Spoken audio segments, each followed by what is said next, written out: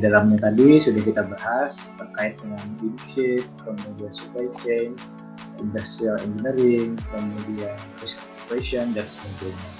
Nggak boleh jabat tangan sama komando lagi nih Pak.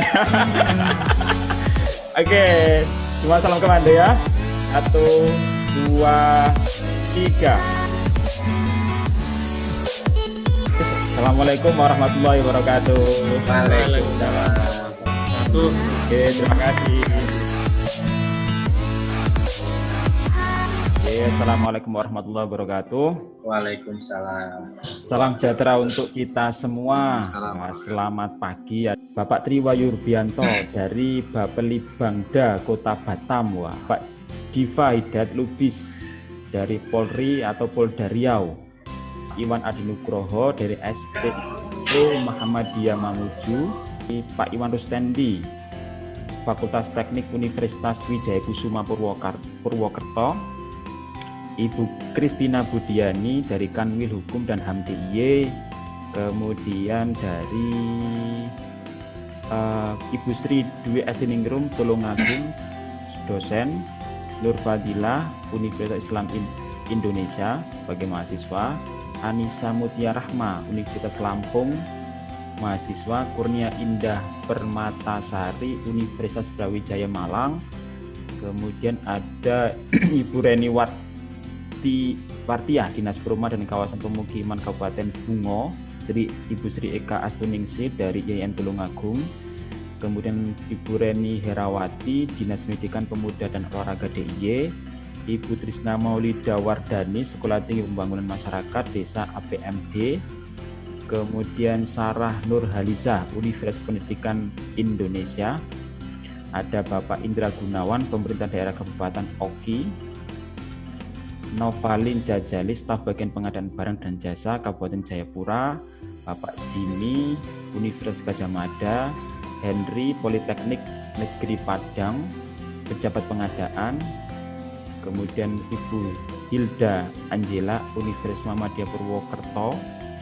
Ade Firmansah Universitas Riau. Waduh, luar biasa ini peserta kita pagi hari ini. Wah, semoga kita hari ini mendapat jejaring yang luar biasa ya.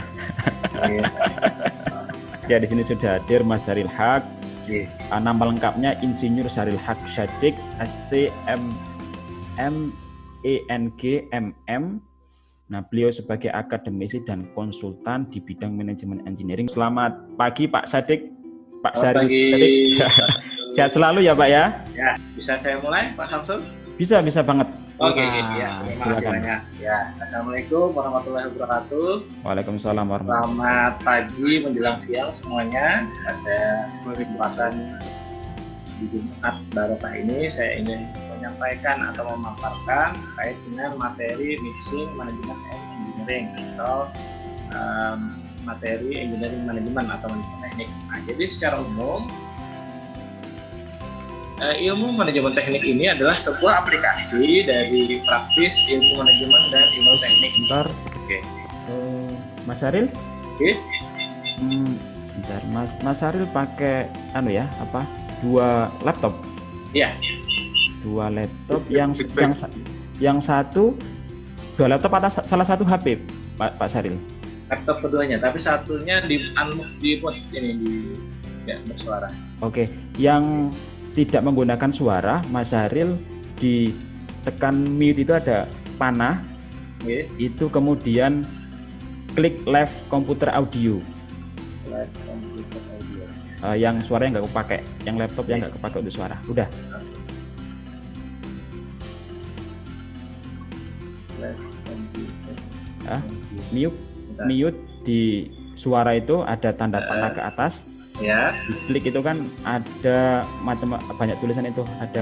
Live komputer audio ini ya? Ya. Oke. Nah. Oke, sudah ya? Ya. Oke, siap. Silakan. Ya.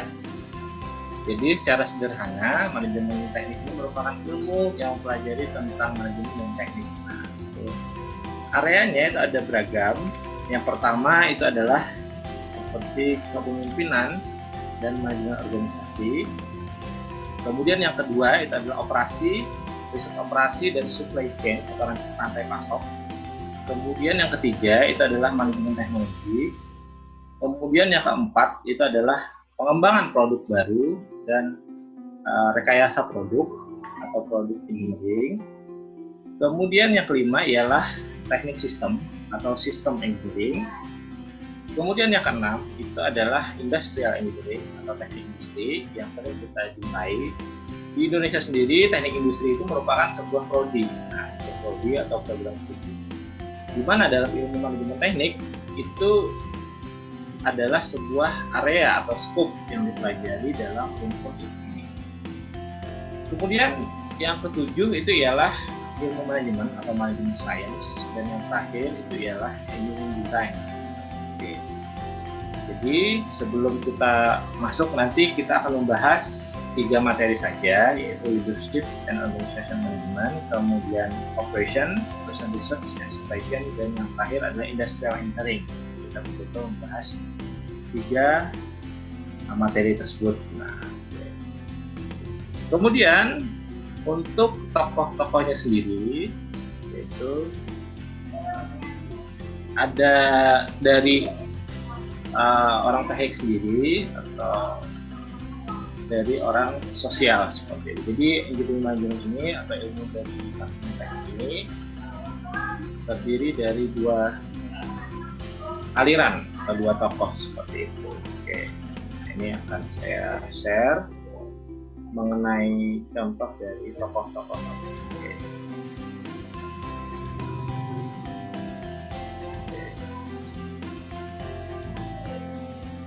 Jadi untuk tokoh dari ilmu sosial itu seperti Elton Mayo, McGregor, Abraham Maslow, dan sebagainya. Nah, sedangkan dari orang-orang teknik itu seperti Taylor, Michael Porter, Taiichi Ohno, dan sebagainya. Ini juga sudah saya share ya tadi untuk materi-materinya, jadi bisa dipelajari sebelum lanjut. Oke. Kemudian untuk materi yang pertama, ini kita akan membahas terkait dengan leadership and organization management. Oke.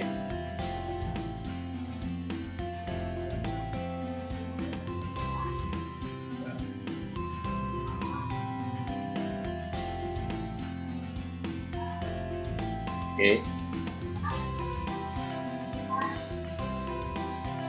Ya, apakah sudah masuk, Mas? Ininya? Apanya? PPT-nya? PPT-nya belum. Oh, belum ya? Belum. Oke, coba. Jadi untuk screen share-nya Pak Sairil bisa ketik. Oke, sudah masuk. Oh ya, oke. Nah, ini. Oke, kita masuk saja ya ke materi yang pertama. Jadi ini merupakan materi yang pertama, leadership and organization management. Terkait dengan leadership, yaitu kepemimpinan. Nanti akan dibahas terkait dengan definisi leadership itu sendiri dan tipologi dari kepemimpinan. Kemudian yang kedua, definisi unsur manajemen dan alat-alat manajemen, dan yang ketiga adalah organisasi. Itu unsur pokok organisasi dan fungsi organisasi.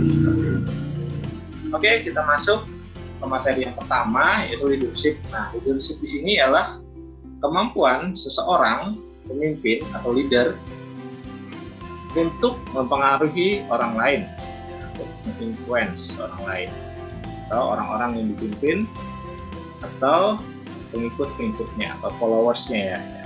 Kita dengar followers. Jadi di sini ada pemimpin atau leader, tugasnya adalah memimpin dengan cara apa? Yaitu dengan cara mempengaruhi orang-orang di sekitarnya atau anak buahnya, anggota atau employee atau karyawan seperti itu. Kemudian tipe-tipe dalam kepemimpinan dalam sebuah organisasi itu adalah dibagi menjadi setidaknya ada 6. Yang pertama adalah tipe autokratik. Nah, tipe ini menganggap organisasi sebagai milik pribadi atau personal dan menganggap orang lain itu sebagai alat semata. Oke, ini tipe pertama.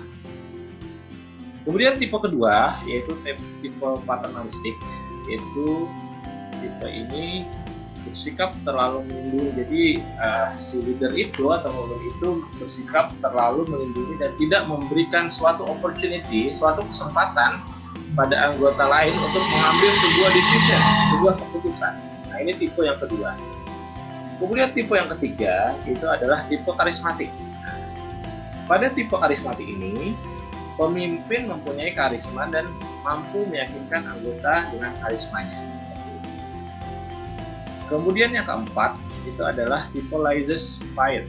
Nah, itu adalah tipe pemimpin yang cenderung atau memiliki tren, yaitu kecenderungan memberi kebebasan pada anggotanya. Jadi anggota di sini dalam sebuah organisasi itu lebih bebas. Contohnya apa? Contohnya di perusahaan Google. Perusahaan Google itu para karyawannya berpakaian itu dibebaskan. Misalkan masuk pada perusahaan pukul berapa, misalnya pukul 8 atau 9 dan sebagainya, masuk dengan celana pendek dan sebagainya, dibebaskan. Namun tetap memiliki tanggung jawab atau responsibility. Kemudian yang kelima itu adalah tipe demokratik. Nah, tipe ini itu pada leader atau pemimpin itu senantiasa mendengarkan pendapat, kritik, dan masukan dari para anggotanya. Kemudian yang terakhir, tipe militaristik, itu leader ini lebih menekankan pada sistem perintah, sistem kritik, saran, dan pendapat anggota, sehingga sulit untuk diterima. Jadi lebih menekankan pada perintah saja, kritik saja, dan sebagainya. Dan saran dari anggota itu sulit untuk diterima.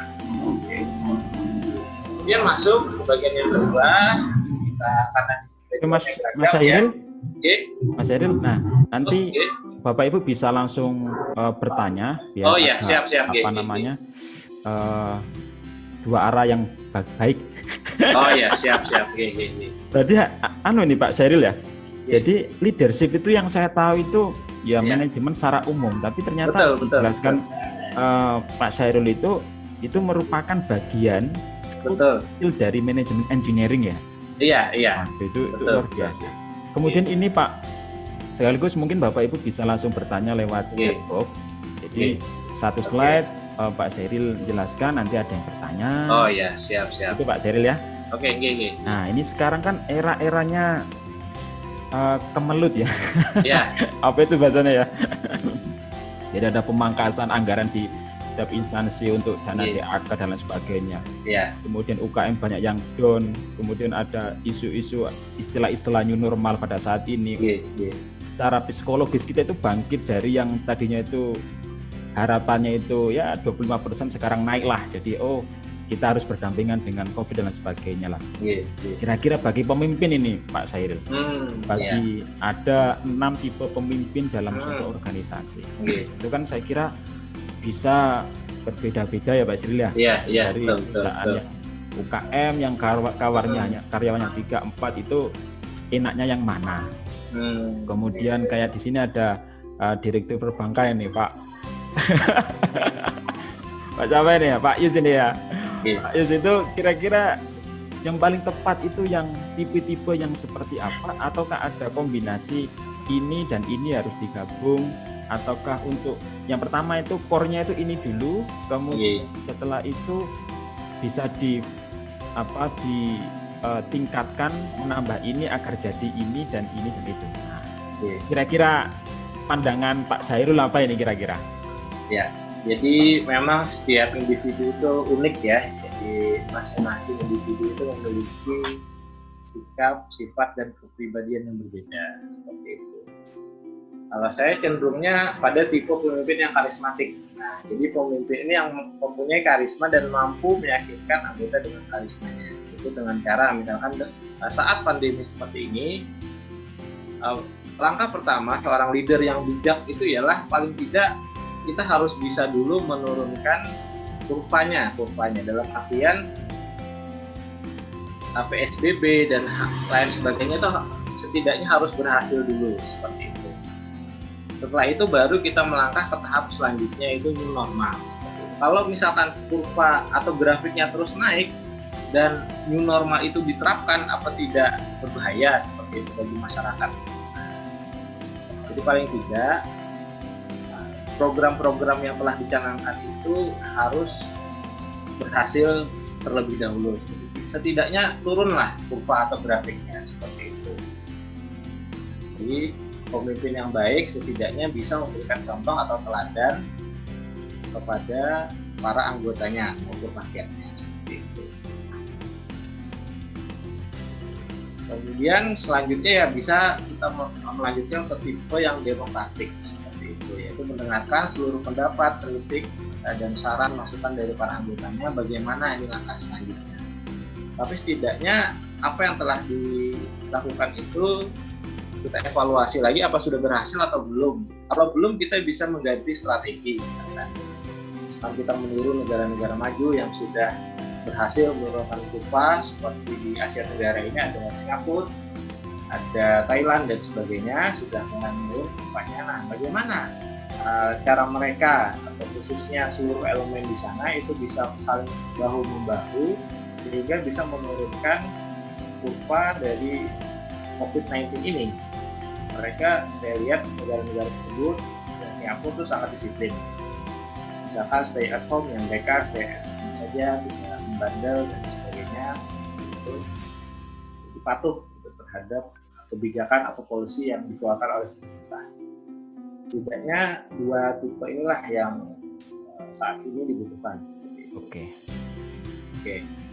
mungkin ada yang bertanya, monggo silakan. Woi, kalau tidak ada bisa dilanjut, Pak. Oke, saya lanjutkan ya. Oke, kita lanjutkan. Nah, jadi karena backgroundnya beragam ya di sini, kita flashback dulu, belajar Jadi manajemen itu secara harfiah berasal dari kata manage yang berarti mengendalikan atau memerintah, mengendalikan, memimpin, atau juga dapat diartikan sebagai mengurus. Jadi manajemen adalah sebuah aktivitas organisasi yang terdiri dari tujuan-tujuan atau sasaran suatu organisasi dan penentuan sarana-sarana untuk mencapai sasaran secara efektif. Manajemen itu kita kenal bisa dengan istilah POLC, planning, perencanaan, organizing,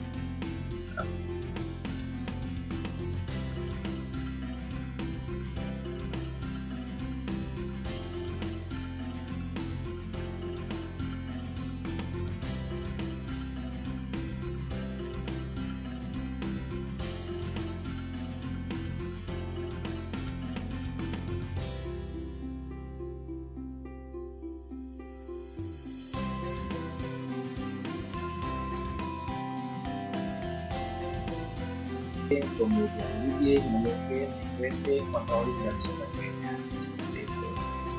Nah, ini merupakan tahapan-tahapan atau unsur dari manajemen itu sendiri. Yang pertama ada perencanaan, kemudian pengorganisasian, dan juga equating, kemudian controlling, mengontrol, dan terakhir evaluasi. Ya, mungkin dari slide ini dulu, slide terkait dengan manajemen, mungkin ada pertanyaan atau masukan, silahkan. Saya serahkan pada Mas Samsul. Ya, Mas Samsul.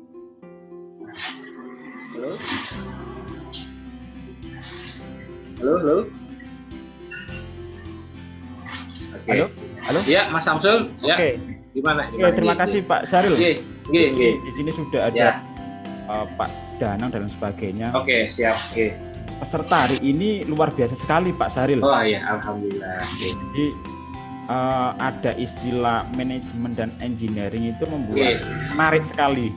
Nah, mungkin dari segi praktikal, karena rata-rata peserta di sini ada yang praktisi, kemudian ada yang dosen juga, baik bekerja di swasta maupun di pemerintah, Pak Syaril. Kira-kira nanti kita akan lebih fokus pada mungkin praktek-praktek yang ada di lapangan, jadi kesalahan yang terjadi, kemudian solusi apa yang seharusnya kita lakukan saat inilah. Terkait dengan ada tiga pembahasan diskusi hari ini. Yang pertama ini leadership dan organizational management, tadi sudah dijelaskan. Kemudian ada operation, operation research dan supply chain. Nah, ini sebenarnya menarik banget Pak, apalagi terkait dengan supply chain. Supply chain kalau kita sekarang menggunakan virtual, jual beli menggunakan virtual, dan paling menonjol itu di marketplace itu luar biasa dan hampir sedikit sekali imbasnya. Kalau kemarin kita diskusi dengan salah satu pengusaha yang juga sharing dengan smart training online ini, tidak ada dampak sama sekali ketika ada COVID, dan sebelum ada COVID sama aja pendapatannya sama. Artinya itu terkait dengan supply chain yang tetap jalan saat pandemi ini sehingga tidak dapat menurunkan omset dari penjualan. Itu luar biasa. Nah, mungkin bisa didiskusikan lebih praktik nanti terkait operation research sama supply chain. Kemudian ada yang terakhir nanti industrial engineering. Nah, itu yang terakhir industrial. Tahu itu apa itu industrial engineering itu seperti apa ini? Itu bisa jadi buku itu kalau sama Pak Danang. Oke, siap. Mungkin ada pertanyaan, silakan. Ya, silakan. Ditanyakan. Ini ada Pak Budi Setiawan Janabadra. Oke, silakan kalau ada yang bertanya. Pak Danang, silakan. Wah, ini dari Magelang ini. Apa dari Jogja ini? Ya. Ini dari tadi saya dengarkan Pak Syahril. Satu dulu di net ini. Tadi saya berharap Pak Syahril lebih ke praktis kalau dokter ekonomi juga itu. Jadi nanti bisa di-sharing yang terkait dengan ke praktis gitu Pak Syahril, sehingga diskusinya lebih enak nanti. Kalau teori udahlah kita udah paham semua aja. Pak Syahril ya, mudah-mudahan. Lalu yang terkait dengan leadership tadi, terkait dengan leadership tadi memang saat ini benar-benar baru diuji kita. Jadi betul.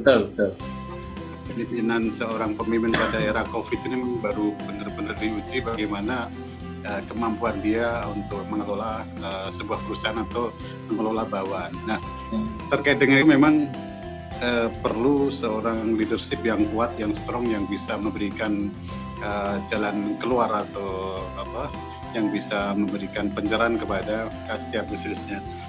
Tadi sampaikan Mas Samsul bahwa ada beberapa unit usaha yang tidak terpengaruh oleh COVID ini. Dulu kita ingat tahun 97 juga begitu. Perbankan runtuh semua, industri semua runtuh, tapi UMKM tidak terpengaruh karena memang end user-nya adalah di sekitarnya, sehingga perusahaan-perusahaan yang bergerak dalam UMKM ini langsung dinikmati dan dirasakan oleh user. Nah, juga saat ini pada waktu COVID ini kita industri besar, lalu perbankan, lalu industri manufaktur semuanya roboh semua.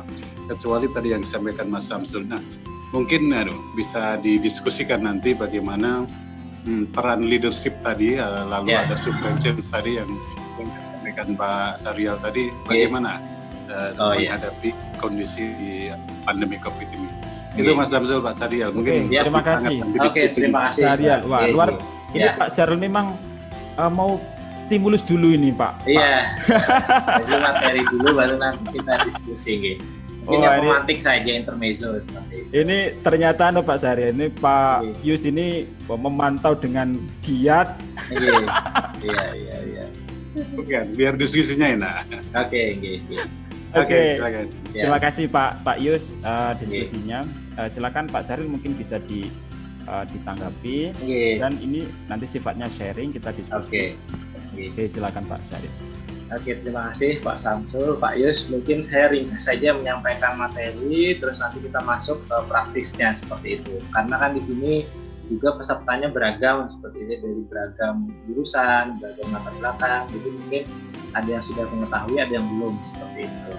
Jadi kita masuk pada materi-materi dasarnya saja dulu, baru nanti kita diskusi secara lebih lanjut seperti itu. Oke. Jadi saya lanjutkan. Jadi secara sederhana tugas dalam manajemen itu secara umum ialah mendefinisikan hasil kinerja yang diberikan organisasi melalui masing-masing anggota yang bekerja. Kemudian secara khusus yaitu mengorganisir sumber daya dari sumber organisasi bagi pencapaian hasil di luar organisasi. Oke. Ini mungkin pemantik dari materi leadership, organization management. Kemudian mengingat waktu, saya lanjutkan saja ke materi 2 ya. Oke. Supaya lebih banyak nanti diskusinya. Yap. Oke, saya lanjutkan ke materi 2, yaitu terkait dengan operasi riset, operasi dan supply chain. Nah, jadi secara sederhana, pengertian dari operasi atau kita kenal dalam manajemen itu adalah manajemen operasi, itu merupakan suatu bidang yang multidisiplin yang berfokus pada pengolahan semua aspek operasi organisasi seperti itu. Oke. Kemudian tujuannya itu secara umum dari manajemen operasi ini ialah itu menggunakan sumber daya yang ada secara efektif dan efisien sehingga dapat memaksimalkan revenue atau laba yang kita dapat dan meminimalisir pengeluaran. Oke. Jadi komponen operasi itu secara umum ada desain sistem, implementasi, planning and forecasting, managing the system, strategi taktikal, operation dan sebagainya. Nah, nanti bisa dipelajari lebih lanjut ya, gitu.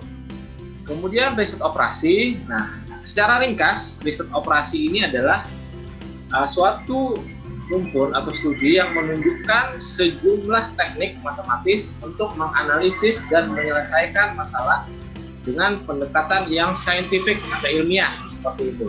Oke. Jadi komponen dari riset operasi yaitu tahapan operasi riset yang pertama, step by step, kemudian teknik untuk menyelesaikan riset operasi atau operation research. Oke. Yang pertama itu tahapannya adalah merumuskan masalah, kemudian membuat model sistematis, kemudian mencari penyelesaian masalah, menguji model dan melaksanakan sebuah decision atau keputusan. Oke.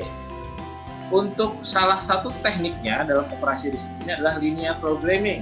Nah, linear programming ini merupakan suatu metode matematis yang digunakan untuk mengatasi masalah-masalah untuk lokasi sumber daya. Sekarang kita kenal ada 3 sumber daya, yakni SDM, sumber daya manusia, yang kedua SDA, sumber daya alam, dan yang terbaru itu adalah SSD. SDD, itu sumber daya data. Jadi data sekarang itu merupakan suatu sumber daya juga, dan dapat diperjualbelikan dan memberikan manfaat dan sebagainya. Oke. Kemudian yang terakhir itu adalah supply chain. Supply chain atau rantai pasok di sini adalah pengelolaan dan pengawasan rantai siklus mulai dari aliran material atau barang mentah, kemudian pembayaran informasi dari pemasok, produsen, pedagang, dan sampai pada konsumen. Seperti itu. Oke. Kemudian kita kenal juga istilah SCM atau Supply Chain Management. SCM adalah sebuah proses untuk mengelola arus informasi, produk, dan pelayanan di seluruh jaringan, baik itu pelanggan, perusahaan, hingga pada pemasok. Oke. Kemudian kita lanjutkan ya ke materi yang terakhir, yaitu terkait dengan manajemen teknik. Yang itu terdapat teknik industri atau industrial. Oh, bisa. Oke. Nah, sanggih ora iso niki. Iya. Oke, saya masuk ya untuk pemantik terakhir untuk diskusi kita. Jadi industrial engineering atau teknik industri itu adalah sebuah teknik yang mencakup bidang desain, perbaikan, pemasangan dari sebuah sistem yang integral atau berupa sebuah turunan yang terdiri dari manusia, bahan-bahan, informasi, peralatan, dan energi. Nah, hal ini digambarkan sebagai sebuah pengetahuan dan keterampilan yang spesifik pada matematika, rumpun ilmu fisika, dan ilmu sosial atau social sciences, yang mana ilmu-ilmu itu saling berkolaborasi atau saling berpadu padan seperti itu, Sehingga terbentuklah sebuah prinsip dan metode atau cara dari analisis keteknikan dan desain untuk mengkhususkan, memprediksi, dan mengevaluasi hasil yang akan dicapai. Seperti itu. Nah, jadi teknik industri ini secara ringkas berkenaan dengan proses untuk memperbaiki performansi atau kinerja dari keseluruhan sistem yang dapat diukur dari sektor ekonomi, pencapaian kualitas, dampak terhadap lingkungan, dan sebagainya. Oke. Jadi bidang keahlian dan teknik industri ini ada sistem manufaktur, manajemen industri, sistem industri dan teknoekonomi, dan sebagainya. Oke. Jadi itu kira-kira merupakan pemantik ya dari materi-materi yang saya sampaikan. Kemudian ini ada lagi. Nah, ini merupakan 3 atau manajemen guru dari ilmu sosial ya, tadi Elton Mayor, McGregor, Abraham Maslow, dan Elias Jacques seperti itu. Sedangkan dari rumpun ilmu teknik itu tokoh-tokohnya adalah seperti Taylor, Michael Porter, Michael Hammer, dan Taichi Ohno seperti itu. Jadi ini merupakan tokoh-tokoh dari teknik seperti itu. Oke, jadi secara praktis untuk yang pertama. Nah, untuk yang pertama, secara praktis leadership atau kepemimpinan memang sangat diperlukan khususnya di tengah pandemi ini. Baik keahlian leadership pada pucuk pimpinan tertinggi yaitu presiden, kemudian turun lagi ke bawah gubernur, kemudian turun lagi ke bawah wali kota, wakil wali kota, bupati, wakil bupati, turun lagi ke bawah camat, wakil camat, turun lagi ke bawah lurah, dan sebagainya, sampai ranah RT RW dan sebagainya. Jadi di tengah pandemi ini leadership itu sangat dibutuhkan, leadership yang tepat tentunya, dan manajemen organisasi yang tepat. Kita ambil case ya, di tengah pandemi coronavirus disease 2019 atau COVID-19 ini, untuk teknik-teknik kepemimpinan itu dapat diterapkan, ada berbagai macam, tergantung situasi dan kondisi yang ada, seperti itu. Situasi di lapangan bagaimana, situasi masyarakat seperti apa. Nah, tipe-tipe ini diterapkan tergantung pada sikon yang ada di lapangan atau yang ada di masyarakat, seperti itu. Kemudian secara praktis untuk alat-alat dalam manajemen, nah secara umum ada manusia, money, methods, material, machine, dan market secara umum. Nah, bagaimana alat-alat ini digunakan dalam situasi dan kondisi sekarang? Misal tenaga kerja manusia. Sekarang ini yang banyak berkecimpung untuk penanganan COVID itu adalah tenaga medis. Nah, tenaga medis di beberapa wilayah tertentu itu APD-nya atau alat pelindung dirinya itu banyak yang tidak layak atau kurang layak. Misalkan mereka memakai jas hujan dan sebagainya. Sudah semestinya leader atau pemimpin itu bersinergi dengan elemen terkait untuk memfasilitasi atau memberikan fasilitas kepada tenaga medis supaya mereka layak bekerja dan potensi untuk tertularnya virus itu minim, seperti itu. Kemudian yang kedua terkait dengan pendanaan, ini sangat penting.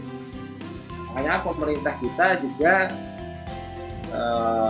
kalau tidak salah juga mengucurkan pendanaan yang banyak, dipotong dari berbagai sektor ya, baik itu ASN, dipotong tunjangan kinerja dan sebagainya, maupun swasta dan sebagainya untuk menangani COVID ini. Kemudian 3, metode. Nah, diperlukan suatu cara yang tepat, yang mana pemimpin itu semestinya bisa memformulasi metode sehingga bisa dapat menerapkan cara yang efektif dan efisien agar masalah COVID-19 ini dapat tertangani dengan baik, seperti itu. Kemudian kita lanjutkan ke rantai pasok ya tadi ya. Ada berbagai industri yang tidak mati atau revenue atau pemasukannya normal-normal saja ketika pandemi ini, jadi saya panggil saja. Jadi memang ketika rantai pasok atau supply chain itu sudah baik, misalkan ada sebuah toko seperti itu di Indonesia, katakanlah daerah X, di sekitarnya itu memiliki rantai pasok yang baik, ya tidak bakal terganggu seperti itu dengan adanya COVID-19 ini. Namun semisal di toko B itu rantai pasoknya terganggu, katakanlah tidak dapat mengirim logistik dari tempat A ke tempat B, ya maka akan terganggu juga usahanya. Jadi secara praktis memang untuk COVID-19 ini dalam case seperti ini memang dibutuhkan suatu teknik atau cara khusus agar rantai pasok itu dapat berjalan dengan baik seperti itu. Ya mungkin itu pemantiknya.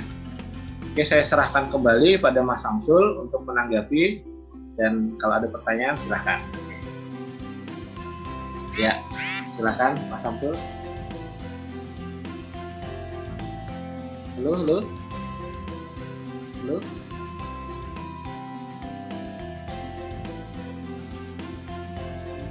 Halo, Mas Samsul. Ya, sudah masuk ya? Ya, silakan. Ya, mungkin Oke. itu pemantik dari saya. Sebelum kita diskusi secara lebih lanjut. Oke, terima kasih ya. Di Oke. sini sudah Oke. hadir panel kita ini Pak Syaril, ada Pak Yuswanto Heri Purnama, ini seorang Oke. praktisi Ya, di dunia perbankan. Ini cocok sekali, nanti kita akan memperdalam dari Ya. materi ini, dan Oke. juga seorang dosen dan ahli di berbagai bidang, oke. khususnya di engineering ini juga Pak Oke, Syaril. oke. Oke, Oke. tadi terkait di manajemen Pak Yuswanto. Ya. Jadi ada money, method, material, Ya. mesin, sama market. Ya. Nah, sekarang bagaimana pengelolaan orang yang tepat, apa dengan metode apa kira-kira? Kemudian terkait dengan keuangan, karena uang sebagai modal menjalankan aktivitas itu kan ada juga. Misalnya kalau saya pokoknya nggak suka lah saya dengan riba, contoh Pak ya, riba, saya harus menggunakan cara yang lain. Atau pada kondisi saat ini saya harus menggunakan perbankan karena perbankan itu lebih fleksibel dan lebih mudah. Kemudian ataukah saya memilih meminjam teman, ataukah saya harus menjual barang, ataukah apa Pak yang solusi yang paling tepat ketika saat ini kita dalam kondisi mau bangkit. Kemudian bagaimana sih cara atau sistem yang digunakan untuk mencapai keinginan baik dalam bisnis, dalam berorganisasi. Karena sekarang lagi tahapnya lagi apa ya, lagi bergelimpangan ini. Kemudian material bahan baku sekarang sudah mulai agak longgar ya, jadi material supply chain sudah mulai baik. Kemudian ada mesin-mesin yang diperlukan, ini bisa juga perbaruan mesin ya. Kemudian market, pasar, tempat apa nih, melemparkan karya atau hasil. Nah ini pasarnya sangat banyak. Apakah tetap berbagai macam jenis pasar itu tetap bagus, ataukah mungkin sekarang ada pilihan tepat menurut pengalaman Pak Yus ini, baik itu apakah cara konvensional yang lama itu masih tetap jalan, ataukah ada cara baru atau new way untuk mendekatkan usaha kita, bisnis kita pada orang lain. Oke, silakan Pak Yus. Wah, harusnya ke Pak Syarial dulu nih. Tapi nggak apa-apa gitu. Sekarang nih Pak Syarial. Jadi kebetulan Pak. Saya dari sudut pandang saya bahwa memang pada kondisi COVID saat ini memang kita semua harus bersabar hati, harus manage hati kita, tidak hanya pribadi kita tapi perusahaan-perusahaan besar juga melakukan itu, karena memang semua kondisi, semua usaha dalam kondisi kolaps semua.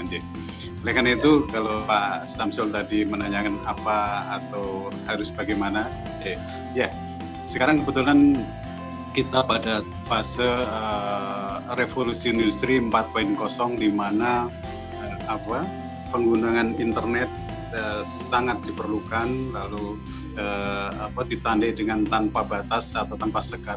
dulu kalau kita menganalisa perusahaan pesaing kita gampang pakai analisa SWOT, lalu kita analisa eksternal internal, kita ketahui bahwa lawan bisnis kita seperti itu, sehingga kita bisa menentukan langkah-langkah apa yang harus kita lakukan untuk bisa bersaing. Tapi kondisi 4.0 ini memang kita susah sekali untuk menganalisa lawan bisnis kita, sehingga memang mau nggak mau kita harus selalu siap.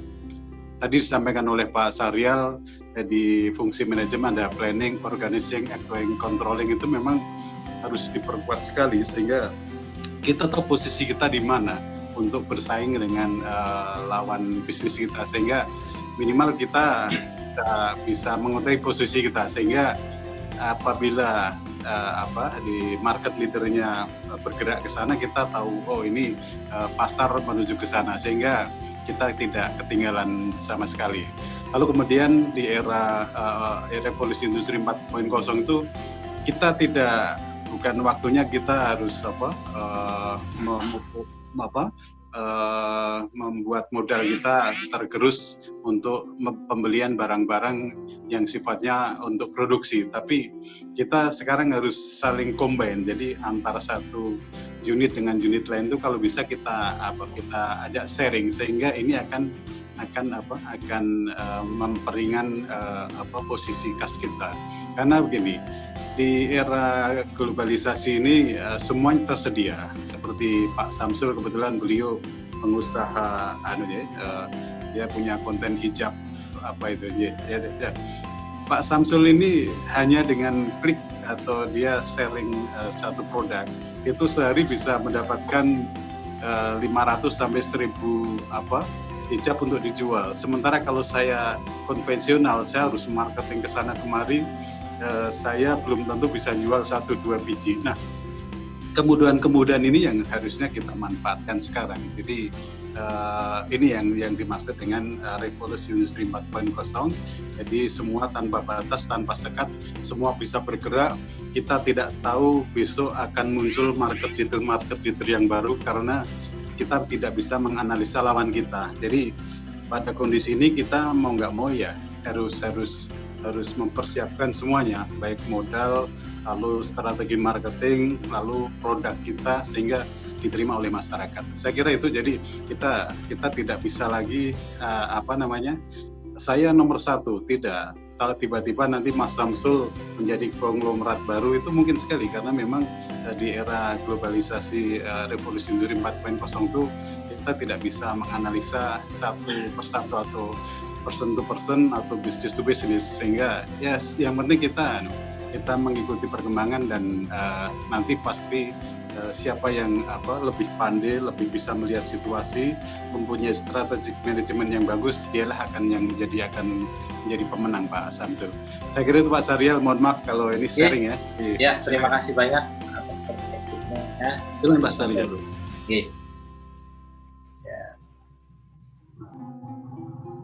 Saya kira itu, Pak Samsul. Ya, silakan. Oke, terima kasih Pak Yus atas penyampaiannya luar biasa. Mungkin dari peserta silakan bertanya, bisa langsung menyalakan suaranya atau melalui chat. Nah, di sini juga ada panel kita ini, Bapak Danang Sunyoto ini seorang penulis 115 sekarang Pak ya. Jadi terpaut 1 bulan sudah 1 buku. Bisa, Pak. Iya, Pak Yus, kita ini mau diajak nulis buku bareng sama Pak Danang. Monggo terkait dengan aktivitas webinar gitu, nanti kita jadikan sebuah buku Pak Danang ya. Nanti kita dari sisi manajemen, Pak Danang dari Pak Syahrial dari segi engineering, kita komplit menjadi sebuah buku lah nanti. Iya, kolaborasi kita. Silakan Pak Danang, ada yang disampaikan Pak Danang? Oke, terima kasih atas materi yang disampaikan. Saya tertarik pada gaya kepemimpinan atau tipe-tipe kepemimpinan yang ada di sana disampaikan. Tadi ada 6. Nah, tentu saja dalam aplikasinya kan seperti teori X, Y, Z yang mana penerapannya tidak sepotong-sepotong atau sendiri-sendiri, bisa saja 1, 2 atau semuanya gabungan. Nah, sekiranya secara aplikasi ini kan dapat kita pilahkan. Mungkin kalau di perguruan tinggi sesuai dengan bidang kerja kita, ini sebaiknya menggunakan tipe kepemimpinan yang mana? Apakah autokratik, paternalistik, atau yang lainnya? Dan tentu saja mempunyai satu kelebihan dan satu kekurangan. Nah, di sini bagaimana sebenarnya aplikasi tipe kepemimpinan yang cocok untuk sebuah perguruan tinggi? Ini hanya misalkan ya, misalnya di perguruan tinggi, mungkin di lembaga-lembaga yang lain tentu saja berbeda. Nah, monggo ini bisa menjadi sharing bagi kita semuanya bahwa yang namanya tipe ini kan tidak hanya berlaku dalam satu kondisi, tetapi bisa dari beberapa kondisi juga bisa seseorang itu bisa menggunakan semuanya. Ya. Nah, tergantung dari situasinya yang cocok yang mana. Tentu saja ini menjadi aplikasi yang mendasari kita berpikir tentang kepemimpinan. Karena kepemimpinan itu sendiri sebenarnya juga luas dan tidak, atau batasannya hanya tipis. Di mana batasan tersebut kalau kita kita lihat ya nggak ngerti batasannya di mana sebenarnya. Hanya saja kriteria tipe-tipenya ada. Nah, mungkin ini yang mungkin bisa untuk sharing bagi teman-teman yang lain. Monggo, silakan. Oke, terima kasih. Mungkin ada pertanyaan dari peserta yang lain. Di sini ada Pak Sunarta. Halo, selamat pagi Pak Sunarta. Halo Pak Sunarta. Halo Pak Sunarta, ini dosen UNY. Halo Pak Sunarta. Halo Mas. Halo. Oke lah, ini sudah hadir ini teman kolega Bapak. Saya sambi-sambi nih Mas. Oke. Mungkin Pak saya mengikuti kok. Saya mengikuti tapi tidak lihat videonya karena sambil bekerja. Oke, siap. Mungkin ada disampaikan Pak Sunarta untuk menambahkan terkait manajemen engineering ini Pak Narta. Bahkan memberi masukan ya. Menambahkan. Kita kan kalau kaum laki-laki biasanya tugasnya memberi masukan, toh? Oh gitu ya. Oh ya, betul. Wah, ini kayaknya cetar banget ini Pak pagi-pagi nih Pak. Itu Pak Danang senyum-senyum itu. Pak Danang tuh petugas memberi masukan itu. Iya itu. Masukannya tak terarah kadang Pak. Ya, ini Mas Amsul. Ya, silakan. Sharing saja ya. Jadi kalau saya setuju dengan Pak Yus tadi bahwa kepemimpinan itu adalah kombinasi dari tipe-tipe yang ada. Sebenarnya kalau secara historical gitu ya, tipe kepemimpinan itu kan sebenarnya awalnya kan hanya 3 toh, otoriter, demokratik, kemudian laissez-faire, cuma 3 itu. Tapi bertambahnya era, bertambahnya teori, bertambahnya ahli, kemudian kombinasi di antara 3 itu menjadi tipe-tipe yang baru. Ada tipe kepemimpinan visioner, ada tipe kepemimpinan yang punyanya si Hersey dan Blanchard, itu ada 4 kuadran, itu ada partisipatif, kemudian tipe telling, selling, participating, dan delegating itu ya. Itu menurut saya untuk konteks saat ini sangat bagus. Kepemimpinan transformasional, kepemimpinan visioner itu sangat bagus. Menurut saya. Kalau bicara kepemimpinan itu memang tidak akan ada orang yang mengklaim bahwa satu tipe itu yang terbaik daripada yang lain, itu tidak akan bisa. Menurut ditentukan oleh satu orang yang memimpin sendiri, kemudian anak buah. Kalau cara berpikir seperti ini, saya lebih cenderung pada bagaimana memimpin orang itu menggunakan teorinya Hersey dan Blanchard itu ya. Jadi kalau tipe kepemimpinan apa yang akan kita gunakan itu harus melihat kemampuan anak buah dan kesiapannya. Anak buah dalam tipe orang yang lebih dominan di memiliki sifat gitu ya, tidak bisa kita pimpin dengan cara demokratis, itu nggak bisa. Tipe-tipe bawahan yang orang X gitu ya, tipe teori X gitu. Itu kita hanya bisa memperlakukan dengan cara-cara agak otoriter gitu. Tapi dalam waktu tertentu kita demokratis. Jadi tidak akan ada bisa yang kepemimpinan itu bisa dilakukan secara strength itu terus tidak bisa. Pasti akan berubah sesuai dengan situasi. Makanya ada kepemimpinan situasional gitu ya. Ya, kalau saya cenderung kepemimpinan itu, permasalahannya sekarang adalah Mas Samsul, ya. Semua teori kepemimpinan itu kan lahir jauh sebelum kita ada gitu. Disusul dengan teori kepemimpinan yang terbaru sampai sekarang. Masalahnya teori-teori itu lahir dulu secara filosofis itu kan, wah ini bicara filsafat Mas Samsul. Iya, karena ibunya teori itu kan filsafat. Oke. Filsafat itu hanya teori. Jadi kalau teori tanpa filsafat itu bukan teori. Itu menggunakan filsafat karena di dalam filsafat kan bidang keilmuannya itu ada di epistemologi ya. Kalau ontologi kan kemarin tentang Tuhan, tentang alam, tentang manusia itu. Kalau aksiologi itu tentang seni, tentang kebenaran dan keindahan gitu ya.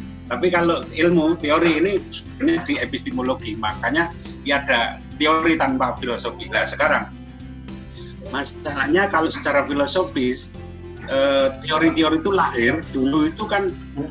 Dulu teori kepemimpinan lahir itu kan Mas, yang diamati, yang menjadi objek kajian itu kan manusia zaman Dewey ya. Nah, sekarang relevansi teori kepemimpinan saat itu menurut saya harus ada teori baru yang objek penelitiannya manusianya itu manusia sekarang. Bagaimana bisa kita menggunakan teori kepemimpinan demokratis, laissez-faire dan otoriter ketika bahwa yang kita pimpin itu adalah anak-anak seperti Mas Samsul dan kawan-kawan yang pinter-pinter gitu ya, pinter, asertif, orangnya egaliter gitu. Itu nggak bisa dipimpin cara dulu, kecuali militer ya, tentara itu otoritas jelas itu. Menurut saya kalau TNI itu spesifik. Jadi tipe kepemimpinan yang digunakan di militer itu yang paling cocok memang otoriter. Tapi kalau di organisasi umum susah itu untuk berjalan, apalagi orang yang dipimpin itu tipenya beda. Saya dipimpin oleh orang-orang pendahulu saya mungkin masih agak relevan. Tapi kalau orang-orang sebelum saya, mimpin orang-orang anak-anak saya, generasi milenial, susah untuk bisa diterima. Pasti itu mindsetnya beda. Nah sekarang secara filosofis lagi Mas, saya ingat teorinya filsafatnya Thomas Kuhn, Immanuel Kuhn ya. Mas Samsul senyum-senyum itu. Mas Samsul senyum-senyum. Itu kan ada istilah Mas, shifting paradigm ya. Itu teorinya si Thomas Samuel Kuhn, bahwa ilmu itu selalu bergerak ketika terjadi sebuah teori, kemudian ada teori baru, difalsifikasi, kemudian diruntuhkan. Itu mestinya saat ini momentumnya bagus sekali. Kita sebagai orang-orang akademisi, bagaimana cara menemukan teori baru, ini momentumnya bagus. Ada teori yang sudah lama kayaknya tidak begitu relevan 100%. Momentumnya situasi seperti ini, bagaimana bagi kita sebagai orang akademisi, praktisi bisa melahirkan teori baru Mas Samsul. Dr. Yuswanto ini bagaimana Prof? Ini praktisi sekaligus seorang akademisi ini harus melahirkan teori-teori baru. Mungkin ini kajian kita untuk yang akan datang. Mungkin sharing saja Mas Samsul. Terima kasih kalau ada yang salah mohon diluruskan. Oke, terima kasih. Ini ada teman kita nih dari Pakistan ini. Halo Mr. Usama.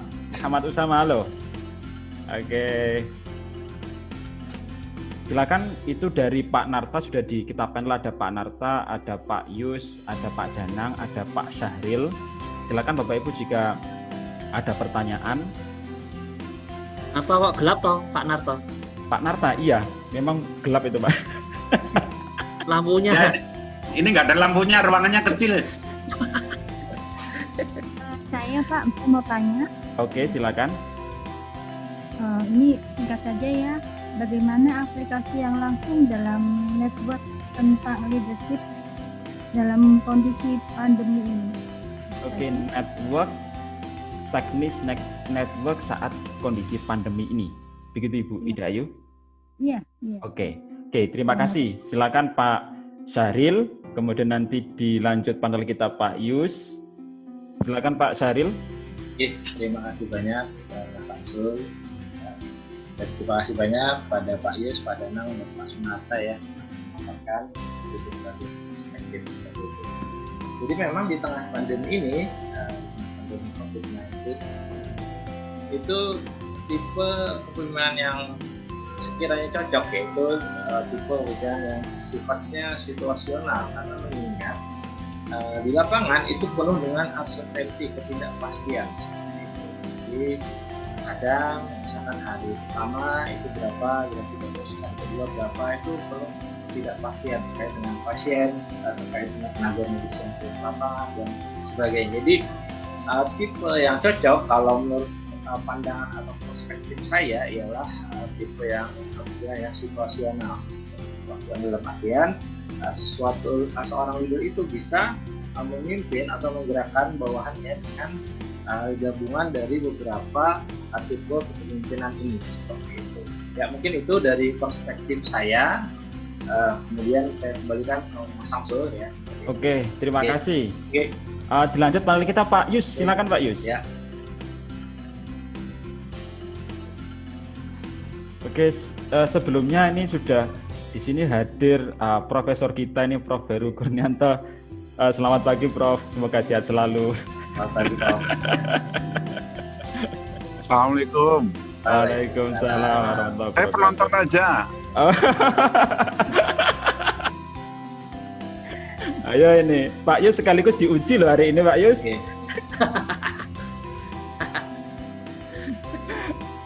Silakan Pak Yus. Oke.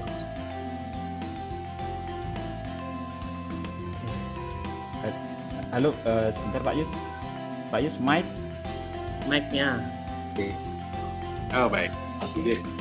Baik, makasih Prof. Heru. Mohon maaf kalau nanti pandangan-pandangan saya sebagai praktisi kurang cocok dengan teori yang ada, karena tadi kita diskusi masalah leadership, Prof. Jadi bagaimana leadership yang diperlukan dalam masa pandemi seperti ini. Jadi Pak Sunarto sudah, Pak Dr. Kandida Sunarto sudah menyampaikan beberapa hal terkait dengan teori yang ada. Saya ingin melihat dari sudut pandang saya sebagai praktisi. Jadi disampaikan bahwa memang kondisi saat ini adalah kondisi perubahan atau disruption.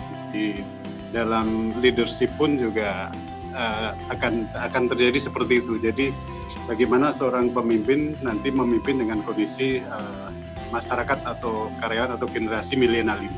Saya rasakan benar bahwa di dalam di perusahaan saya, terutama di perbankan, bahwa sekarang ini hampir sudah 80% karyawan di perusahaan saya ini di usia di teman-teman milenial semua. Jadi kita yang sudah kolonialnya tinggal 20%, sehingga mau nggak mau saya harus menerapkan teori untuk leadership atau kepemimpinan, bagaimana bisa merangkum atau membuat teman-teman atau anak buah kita bisa bersatu dengan kita, dengan apa yang kita mau, sehingga tidak merasa didoktrin, tapi mereka bisa menyampaikan kreativitas mereka. Karena pada dasarnya anak-anak milenial ini adalah anak-anak yang kreatif, yang pandai, yang biasa bergelut dengan teknologi, smartphone, internet, Google, dan sehingga mereka secara teori mereka secara pengetahuan dia lebih bagus sekali. Tapi dari segi semangat, lalu dari pengalaman, memang itu yang harus kita kembangkan. Karena biasanya anak-anak milenial ini kalau orang Jawa bilang cekuan. Jadi begitu kita tegur sedikit, ya udahlah Pak, kalau nggak cocok saya mengundurkan diri aja. Jadi ada banyak dari teman-teman atau anak buah saya yang mengundurkan diri gara-gara tidak sesuai dengan hati nurani. Padahal kalau kita dulu namanya kerja di BUMN itu ya sebuah kebanggaan, harus kita pertahankan karena marwah kita. Tapi anak-anak sekarang enggak, karena memang kita itu sekarang itu bonus demografi. Jadi tahun ini bonus demografi, di mana usia-usia muda, usia-usia produktif ini menguasai seluruh lini perusahaan kita, sehingga memang ini yang harus kita maintain dari segi leadership. bagaimana seorang pemimpin bisa mensikapi hal ini, bagaimana dia bisa memberikan jalan keluar kepada tim kita sehingga tim kita akan menjadi solid. Karena kalau anak-anak itu kita doktrin kayak kita dulu mendapat kepala atau pimpinan kita yang seperti dulu, ya nggak bisa. Mereka akan menolak, mereka akan lebih liar gitu. Tapi bagaimana kita menyatukan antara pola kepemimpinan yang kita lakukan dulu dengan pola kepemimpinan yang akan kita lakukan terhadap anak-anak milenial ini, sehingga mudah-mudahan diskusi ini kita nanti akan muncul teori baru tentang leadership di era revolusi industri 4.0 ini. Saya kira itu Pak Dr. Samsul, dan mohon maaf Prof. Heru kalau ada kekurangan. Terima kasih, saya kembalikan ke Mas Syahrial. Oke, terima kasih. Wah, luar biasa nih. Terima kasih Pak Syahrial, Pak Yus, dan Bapak Ibu semua yang hadir pagi hari ini sampai pukul 11.07 nih. Ini sudah waktunya kita mau Jumatan ini, yang Jumatannya dibuka ini. Soalnya di tempat saya masih nggak boleh Jumatan di masjid, Pak. Oke, untuk saya mengingatkan lagi Bapak Ibu yang belum absen, silakan absen, tulis nama lengkap plus gelar, kemudian afiliasi, profesi, sama alamat email untuk pengiriman sertifikat. Oke, untuk closing silakan Pak Syahrial, mungkin ada disampaikan. Ya, terima kasih banyak untuk semuanya. Jadi untuk closing terkait dengan materi mixing, jadi ilmu dari manajemen teknik atau engineering ini sangat beragam, yaitu memiliki ilmu engineering sendiri, teknikan, dan ilmu manajemen seperti itu. Yang di dalamnya tadi sudah kita bahas terkait dengan leadership, kemudian supply chain, industrial engineering, kemudian operation, dan sebagainya. Jadi materi ini atau paparan kita tadi sangat luas skopnya, namun tadi kita persempit saja, lebih fokus pada atau lokus kita tadi lebih banyak kepada leadership ya tadi ya, terkait dengan kepemimpinan yang tepat untuk mengatasi coronavirus disease 2019 ini ya. Semoga apa yang telah kita sharingkan bersama tadi dapat bermanfaat bagi semua. Dan saya ucapkan terima kasih banyak kepada Pak Dr. Samsul yang telah berkenan mengundang saya menjadi pembicara pada hari ini, dan kepada seluruh peserta yang berhadir saya ucapkan terima kasih banyak. Mungkin itu. Wabillahi taufiq wal hidayah. Wassalamualaikum warahmatullahi wabarakatuh. Saya serahkan lagi kepada Pak Dr. Samsul. Oke, terima kasih Pak Syahril, luar biasa sekali. Terima kasih Bapak Ibu. Oke, sebelum kita tutup, kita foto sesi dulu nih. Yang standby di depan kamera, silakan dibuka kameranya dulu. Oke, wih, ganteng-ganteng semua nih, cantik-cantik juga ini. Nah, nggak boleh jabat tangan, salam komando lagi ini, Pak. Oke, semua salam komando ya. 1, 2, 3. Assalamualaikum warahmatullahi wabarakatuh. Waalaikumsalam. Oke, terima kasih.